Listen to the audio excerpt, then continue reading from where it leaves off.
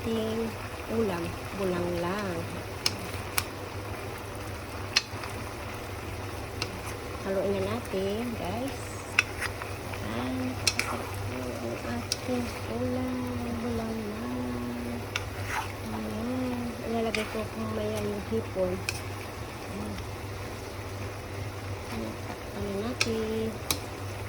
Yummy, yummy, yummy. Napakasarap. Sarap-sarap po, yummy. Yan po, maraming gulay po yan. Yan, healthy food. Napakasarap po dito ba. Ang tawag po dyan ay bulang lang. Ginasa ko na lang po yan sa sibuyas, bawang, at sa kaunting mantika. Ayan, at marami pong gulay nilagay para po mas healthy po sa ating katawan, di ba? Ang gusto ko dyan yung okra at saka ang palaya. Ayan, kalabasa, may kalabasa din po yan. Ayan po.